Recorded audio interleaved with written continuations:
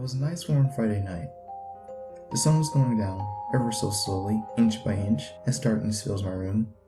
And since the next day I had a date, I had to get some rest to avoid looking terrible. Halfway through my graceful dreaming, it was interrupted by a faint tapping sound. And my eyes are directly drawn to the window in front of my bed, so I slowly get up to see where this tapping sound was coming from. And sure enough, it was coming from my window. Now, since it was dark out, I couldn't see a thing, so I just shrugged it off as a tree hitting my window. I went back to bed, and not 5 minutes later, I hear the same sound again. This time, I jumped out of bed as fast as I could, and as soon as I got to my window, nothing. Nothing but the sound of crickets echoing in the distance. So after a good 15 minutes of me standing there, wondering what was going on, I decided it was all in my head. I went back to sleep. And as soon as I started to doze off, that damn tapping sound started again. Now at this point, I'm fed up and think someone is trying to pull some type of sick prank on me. So this time, I calmly stand up, this time turning on my lights, and stomp my way over to my window. But halfway there, I realized something out of the corner of my eyes, on top of the ceiling. I turned to see what it looked like. Some type of creature, the size of a full-grown human, attached to my ceiling, with bony fingers. In fact, his whole body was bony. Now this is the part that still gives me chills today.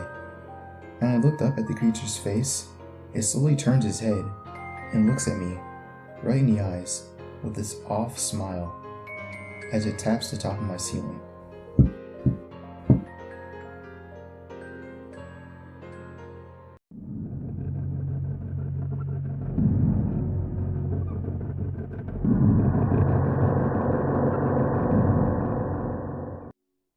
This happened when I was 13 years old, back in 2006.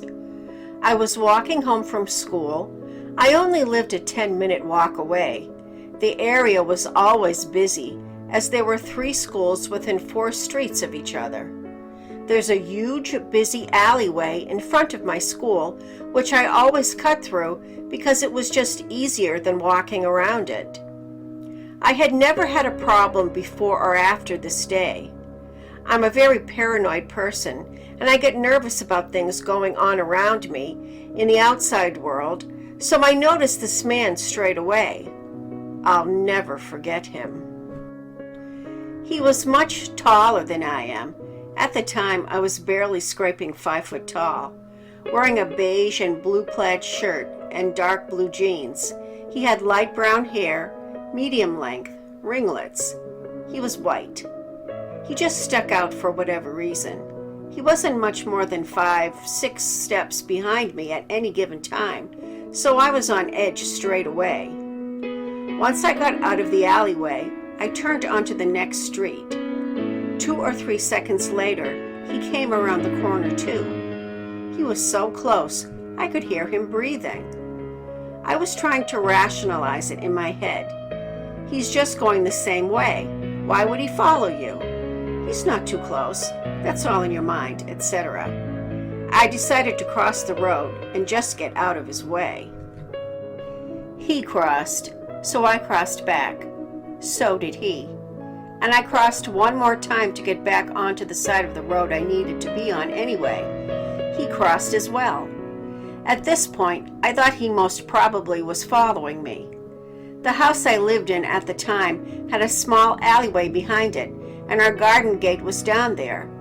It was a massive gate, easily over 8 foot, set into a 9-foot solid brick wall. Our garden gate was usually locked and bolted because we lived on a high street, and drunk, shady people had made unwelcome appearances in our garden fairly often. I made the extremely stupid decision of bolting down this alleyway and running through the back gate. I had no idea if it was unlocked, and even if it was, I had no idea if the back door was unlocked. My mother could have been out getting my siblings if my stepfather was busy. I had no clue. What a moron. The second I started running, he did too. Bolted down this alley. He's catching up to me. He's much bigger than I am, much longer. I got to the gate. Thank God it was unlocked. Threw it open, bolted it. Just as I bolted it, he slammed against it from the other side. He was kicking, punching the gate, screaming, and then I could hear him trying to climb up the side of the wall. Thankfully, my mother was in. The back door was unlocked. I ran inside and told her what happened. She opened the back door and screamed at him to clear off. She's phoning the police, etc. His hands disappeared from the top of the wall pretty fast, and we heard him running away. We did phone the police. I gave them a description. Never heard anything back. I never saw him again, not even around town, but I suppose in this amount of time he could have changed his appearance. I was just lucky that all the gates were unlocked that day. Honestly, the creepiest thing that's ever happened to me. Not the scariest by far, but definitely the creepiest.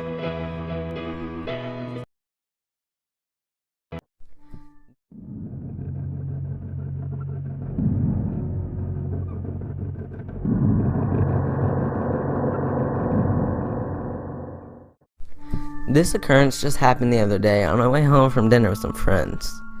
We were out in town, and I live on a back road just outside city limits on the side of a highway. As I was getting ready to turn from the highway onto my road, I peeked out my rearview mirror just to double check that nobody was behind me so that I could slow down for the turn. There wasn't, but then a very human-like shadow, if even. I couldn't see through it, and it seemed very much like a mask. I swear that it was human.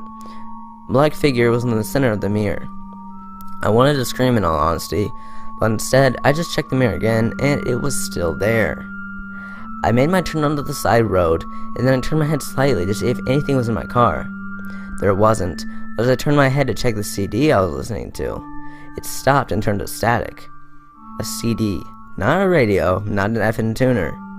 A CD turned to static. The static went away, and I'd slammed on my brakes to check the back one more time. The static really scared me since there would be no cars right now, especially at midnight.